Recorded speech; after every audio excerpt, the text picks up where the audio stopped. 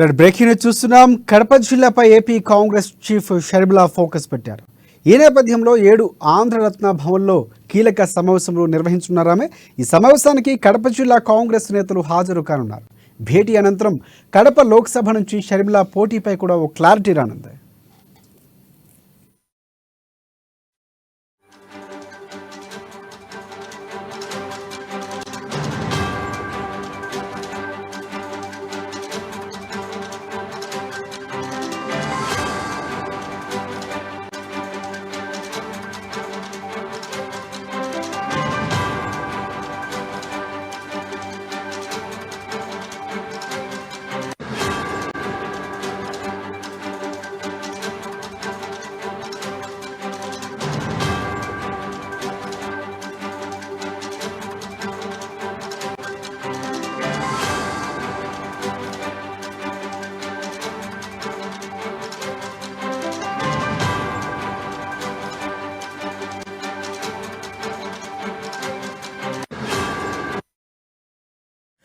Red breaking చూస్తున్నాం. కడప జిల్లాపై AP Congress chief Sharmila స్పెషల్గా ఫోకస్ పెట్టారు. ఈ నేపథ్యంలో నేడు ఆంధ్రరత్న భవన్లో కీలక సమావేశం ఆమె నిర్వహించనున్నారు. ఈ సమావేశానికి కడప జిల్లా కాంగ్రెస్ నేతలు హాజరు కాబోతున్నారు. భేటీ అనంతరం కడప లోక్సభ నుంచి షర్మిలా పోటీపై కూడా ఓ స్పష్టత వచ్చే అవకాశం కనిపిస్తుంది. దీనికి సంబంధించి పూర్తి అప్డేట్స్ అందించేందుకు మా ప్రతినిధి యూసఫ్ మనకి కడప నుంచి అందుబాటులో ఉన్నారు. యూసఫ్, చెప్పండి. Thank you Rajasekhar. ఏపీ అధ్యక్షురాలు కాంగ్రెస్ పార్టీకి సంబంధించిన వ్యవహారంలో వైఎస్ షర్మిలాను లోక్సభ స్థానం నుండి పోటీకి దింపాలని చెప్పేసి కాంగ్రెస్ పార్టీ భావిస్తా ఉంది. అదేవిధంగా అందుకు సంబంధించిన కార్యాచరణ కూడా ఇప్పటికే రూపొందించారు. దీనికి అనుగుణంగానే యువనేత రాహుల్ గాంధీ కూడా డైరెక్ట్ షర్మిలాతో మీరు కడప లోక్సభ నుండి పోటీ చేయండి, ఆ పూర్తి స్థాయిలో మీకు ఆ జిల్లాలో పట్టు ఉంది కాబట్టి మొదటగా అక్కడి నుండే మన గమ్యస్థానాన్ని చేరాలంటే రాజకీయ వ్యూహాలకు పదును పెట్టాలని చెప్పేసి ఆదేశించినట్లు మనకు సమాచారం అందుతా ఉంది. అందుకు అనుగుణంగానే ఇవాళ విజయవాడలోని కాంగ్రెస్ పార్టీ ఆంధ్ర భవన్ లో జిల్లాకు సంబంధించిన ముఖ్య నేతలతో పాటు రాష్ట్రంలో ఉన్నటువంటి వివిధ నాయకులు ఎవరైతే ఉన్నారో వారందరినీ కూడా కలుపుకొని ఒక సమావేశాన్ని ఏర్పాటు చేయబోతా ఉన్నారు. ఈ రోజు పూర్తి స్థాయిలో ఆమెపై ఈ లోక్సభ స్థానానికి పోటీపై వస్తున్నటువంటి ఊహాగానాలకు ఆమె ఈరోజు తెర దింపనున్నారు. పోటీ చేస్తారా అని చెప్పేసి అక్కడి నుండి ఒక ప్రకటన కూడా వెలువడేటువంటి అవకాశం కనబడతా ఉంది. ఇప్పటికే పూర్తిగా జిల్లాకు సంబంధించిన నాయకులందరూ కూడా పూర్తిగా విజయవాడ కాంగ్రెస్ పార్టీ కార్యాలయానికి చేరుకుంటా ఉన్నారు. ఇదే పరిస్థితి ఈ రోజు కూడా కొనసాగుతా ఉంది. రాత్రి ఇక్కడ నుండి చాలా మంది నాయకులు కూడా బయలుదేరి వెళ్లారు. వారందరూ కూడా ఈ పార్టీకి సంబంధించి ఏ విధంగా గెలుపును తాము చేజిక్కించుకోవాలి, దానికి సంబంధించిన వ్యూహాలు ఏంటి, ఇప్పటి వరకు కాంగ్రెస్ పార్టీకి ఇక్కడ వచ్చినటువంటి మెజారిటీ ఏ విధంగా ఉండబోతా ఉంది, పూర్తిగా చూసినట్లయితే ఇదంతా వైఎస్ కుటుంబానికి కంచుకోటగా ఈ యొక్క సీటు కొనసాగుతా వస్తా ఉన్న నేపథ్యం. గతంలో రాజశేఖర రెడ్డి కావచ్చు, వివేకానంద రెడ్డి కావచ్చు, ఆ తర్వాత ఇప్పుడు ప్రస్తుత ముఖ్యమంత్రి జగన్మోహన్ రెడ్డి కావచ్చు, వీరందరూ కూడా ఇక్కడ లోక్సభ స్థానం నుండి గెలుపొందిన వారే. వీరికి జిల్లాలో మంచి పట్టు ఉంది. అందుకు అనుగుణంగానే అడుగులు వేస్తా ఉన్నారు. పాత నాయకులు ఎవరైతే మాజీలు కాంగ్రెస్ లో కొనసాగారో, మంత్రులు కావచ్చు, ఎమ్మెల్యేలు కావచ్చు, ఎంపీలుగా కొనసాగిన వ్యక్తులందరూ కూడా ఆమెకు సహాయ సహకారాలు అందించబోతా ఉన్నారు. వారందరూ కూడా ఈరోజు సమావేశానికి వెళ్ళనున్నట్లు ఇప్పటికీ ఆ పార్టీ వర్గాలు తెలుపుతా ఉన్నటువంటి పరిస్థితి. పూర్తిగా చూసినట్లయితే కడప, జమ్మలమడుగు, మైదుకూరు, ఇటు కమలాపురం ఈ నియోజకవర్గాలతో పాటు పొద్దుటూరు, బద్వేలు ఈ 7 కాన్స్టిట్యున్సీలు కూడా పార్లమెంట్ స్థానానికి వస్తాయి. ఈ 7 కాన్స్టిట్యున్సీలో కూడా ఇప్పటికే కాంగ్రెస్ లో ఉన్నటువంటి చిన్న చితక నాయకులు మొత్తం కూడా ఇప్పుడు విజయవాడ ఆంధ్రరత్న భవనానికి బయలుదేరి వెళ్లారు. పూర్తిగా చూసినట్లయితే ఇప్పటి వరకు ఇక్కడ నుండి ఇప్పుడు ప్రత్యక్ష రాజకీయాల్లో ఎప్పుడు కూడా ఆ షర్మిల పాల్గొనలేదు. ఇప్పుడు మొట్టమొదటిసారిగా ఆమె ఇక్కడ నుండి బరిలో దిగనున్నారు. ఈ యొక్క ఎన్నిక అయితే చాలా హాట్ టాపిక్ గా మారింది జిల్లా వ్యాప్తంగా కూడా.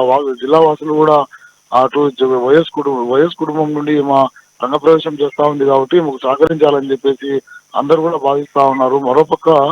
మరో కీలక వ్యవహారానికి కూడా అడుగు పడనుంది. వైఎస్ సునీత కావచ్చు, వివేకానంద రెడ్డి సతీమణి కావచ్చు, ఇద్దరు కూడా ఈమెకు ఎన్నికల్లో బాసటగా నుంచి ప్రచారం కూడా కొనసాగించేటువంటి అవకాశాలు కనబడతా ఉన్నాయి.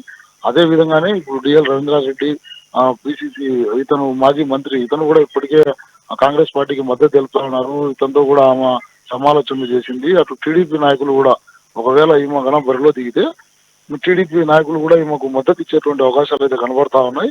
వారు క్యాండిడేట్ ను పెడతారా లేకుంటే పూర్తిగా వీరికి మద్దతు ఇస్తారా అనేది తొందరలోనే అది కూడా బయటపడేటువంటి వ్యవహారంగా చెప్పవచ్చు రాజశేఖర్ గారు.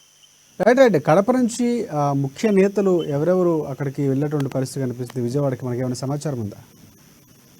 ఉమ్మడి కడప జిల్లా వ్యాప్తంగా కూడా ఉన్నటువంటి మాజీ మంత్రులు డిఎల్ రవీంద్రనాథ్ రెడ్డి కూడా కాంగ్రెస్ నుండి మాజీ మంత్రిగా కొనసాగారు. అహ్మదుల్లా మాజీ మైనార్టీ మంత్రిగా దాదాపు 10 ఏళ్ల పాటు కొనసాగారు. ఆయనతో పాటు ఉన్న క్రియాశీలకంగా ఎవరైతే ఆ బద్వేల్ నియోజకవర్గానికి సంబంధించి కమలమ్మ ఆమె ఎమ్మెల్యేగా 2-3 సార్లు అక్కడి నుండి గెలుపొందారు కాంగ్రెస్ పార్టీ తరఫున.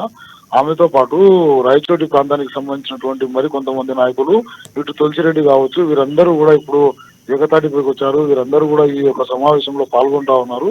వీరితో పాటు కొత్త తరానికి, రాబోయే తరాలకు సంబంధించి కొంతమంది యువకులను కూడా తీసుకున్నారు. వారు కూడా పార్టీలో యాక్టివ్ గా పనిచేసే విధంగా వారిని మోటివేట్ చేస్తా ఉన్నారు. వారు కూడా ఈ సమావేశంలో హాజరు కాబోతా ఉన్నారు.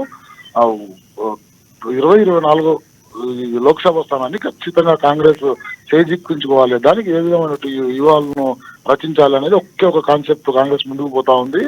ఇప్పుడు పూర్తి స్థాయిలో ఏపీలో ప్రచారం కనుక మళ్ళీ ఒకసారి మొదలు పెడితే కడపలో పెద్ద బహిరంగ సభను ఏర్పాటు చేయాలి. ఇక్కడికి రాహుల్ గాంధీని కూడా తీసుకురావాలి. జిల్లాకు సంబంధించి స్టీల్ ప్లాంట్ వ్యవహారంలో మొట్టమొదటగా రాజశేఖర రెడ్డి ఇక్కడ ప్రారంభించారు. దానికి అనుగుణంగా ఇక్కడ స్టీల్ ప్లాంట్ తీర్మానాన్ని మొదలుపెట్టి జిల్లా వాసులందరినీ కూడా ఆకర్షించాలని చెప్పేటువంటి ఒక వ్యూహానికి అయితే పదును పెట్టబోతా ఉన్నారు. అందుకు అనుగుణంగానే షర్మిల ఇప్పటికే పదే చెప్తా ఉన్నారు. గండికోట ప్రాజెక్టు కావచ్చు, ఇక్కడ రైతులకు నీటి ఎద్దడి పూర్తిగా ఏర్పడింది. వైఎస్ కలలు కన్నటువంటి స్టీల్ ప్లాంట్ ఇవన్నీ కూడా ఇప్పుడు బుట్టదాఖలయ్యాయి. వీటన్నిటిని కూడా మళ్ళీ తెరపైకి తీసుకొచ్చి వాటిని నిర్మించి 100 మంది యువకులకు ఉపాధి కల్పించాలంటే మనకు ఏకైక లక్ష్యం ఉండేది కాంగ్రెస్ పార్టీ. ఆ కాంగ్రెస్ పార్టీని మనం అధికారంలోకి తెచ్చుకోవాలి. దానికి అనుగుణంగానే లోక్సభ స్థానంలో తనను గెలిపియండి, నేను రాజన్న బిడ్డగా మీకు మాటిస్తా ఉన్నాను, జిల్లా వాసిగా నన్ను ఒకసారి నమ్మండి. తర్వాత రాహుల్ కావచ్చు, సోనియా కావచ్చు, ఈ బహిరంగ సభలో ప్రియాంక గాంధీతో పాటు అందరూ కూడా హాజరయ్యేలాగా రూపకల్పన చేస్తా ఉన్నారు. వారందరితో కూడా వాగ్దానం ఇప్పించబోతా ఉన్నారు. ఇదే కనుక జరిగితే కడప లోక్సభ స్థానంలో ఖచ్చితంగా షర్మిలకు ఓ మంచి పరిణామం అయితే ఏర్పడుతుంది. ఇక్కడ నుంచి జిల్లా వాసులు కూడా ఆమెను లోక్సభకు పంపేందుకు పూర్తి స్థాయిలో సన్నద్ధం అవుతారని చెప్పేసి కాంగ్రెస్ వర్గాలు భావిస్తా ఉన్నాయి రాజశేఖర్ గారు. రైట్. చివరిగా ఈరోజు కడప ఎంపీకి సంబంధించి ఆమె క్లారిటీ ఇచ్చే అవకాశం, ఒకవేళ కడప నుంచే పోటీ చేస్తే మీరు అన్నట్టు ప్రచారాలు కానీ లేకపోతే అధికార వర్గం పూర్తిగా వచ్చినటువంటి పరిస్థితి పూర్తి స్థాయిలో చూసుకుంటే ఇప్పుడున్నటువంటి పరిస్థితులు పోటీ షర్మిల అక్కడ దిగితే ఎలా ఉండబోతుంది?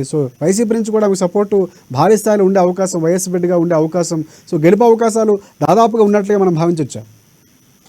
ఖచ్చితంగా రాజశేఖర్, ఎందుకంటే ఒకే కుటుంబం, అది మొత్తం కూడా వైఎస్ ఫ్యామిలీ ఫోబియాతోనే ఇక్కడ ఎన్నికలు పూర్తిగా కొనసాగేటువంటి నేపథ్యం. అందులో లోక్సభ వ్యవహారంలో మనం చెప్పుకున్నట్లు వైఎస్ కుటుంబానికి జిల్లా ప్రజలు బాగా ఆదరించారు. లోక్సభకు ఇప్పటి వరకు టీడీపీకి సంబంధించిన ఏ నాయకుడు కూడా 4, 5, 6 పర్యాయాలలో కూడా పూర్తిగా వైఎస్ కుటుంబానికే పట్టం కడుతూ వచ్చారు. ఇదే నేపథ్యం కొనసాగితే ఇప్పుడు వైఎస్ ఫ్యామిలీలో చీలికలు వచ్చాయి కనుక వివేక ఆనందరెడ్డి మరణానంతరం చోటు చేసుకున్నటువంటి పరిణామాలు ఇవన్నీ కూడా జిల్లా ప్రజలు పూర్తిగా పరిశీలిస్తూ వస్తూ ఉన్నారు, దగ్గరగా చూస్తూ ఉన్నారు. ఇప్పుడు ఎవరైతే ప్రజెంట్ వైసీపీ తరఫున ఎంపీగా అవినాష్ రెడ్డి పోటీ చేస్తా ఉన్నారో అతను వివేక హత్యలో ముద్దాయి, అతని నిందితుడు అతను కావాలనా లేకుంటే వైఎస్ బిడ్డగా తనను ఆదరిస్తారా అని చెప్పేసి ఆమె ఇప్పటికే ప్రశ్నిస్తా ఉన్నారు. ఇవన్నీ కూడా ప్రజల్లోకి వెళ్తాయి. ఇవన్నీ ప్రజల్లోకి వెళ్ళినప్పుడు ప్రతిపక్ష పార్టీ ఏదైతే టీడీపీ ఉందో టీడీపీ కూడా సానుకూలంగా వీరికి మద్దతు ఇచ్చేటువంటి అవకాశం కనబడతా ఉంది. ఈ లోక్సభ స్థానంలో ప్రత్యక్షంగా ఇవ్వకుండా కూడా పరోక్షంగా అయినా లోపాయకరంగా వీరికి మద్దతు తెలిపేటువంటి అవకాశం ఖచ్చితంగా కనబడతా ఉంది. మొన్న ఏదైతే సంస్కరణ సభ ఏర్పాటు చేశారో వైఎస్ వివేక సంస్కరణ సభ, అక్కడికి బీజేపీ తరఫున ఆదినారాయణ రెడ్డి హాజరయ్యారు. టీడీపీ తరఫున ఎవరైతే ఇప్పుడు ఎంపీ అభ్యర్థిగా పోటీ చేయబోతా ఉన్నారో శ్రీనివాసులు రెడ్డి పేరు వస్తా ఉందో అతను కూడా సంస్కరణ సభకు హాజరయ్యారు. పులివెందులలో వీరిపై వైఎస్ వివేకపై గెలుపొందినటువంటి మాజీ ఎమ్మెల్సీ బీటెక్ రవి హాజరయ్యారు. కాంగ్రెస్ పార్టీ వారు హాజరయ్యారు. పూర్తిగా అందరూ కూడా ఏకతాటిపైకి వచ్చారు. ఇదే కనుక కొనసాగి వ్యూహం వీళ్ళది ఫలిస్తే ఖచ్చితంగా షర్మిల ఇక్కడ నుండి గెలుపొందేటువంటి అవకాశం అయితే పూర్తిగా కనబడతా ఉంది రాజశేఖర్.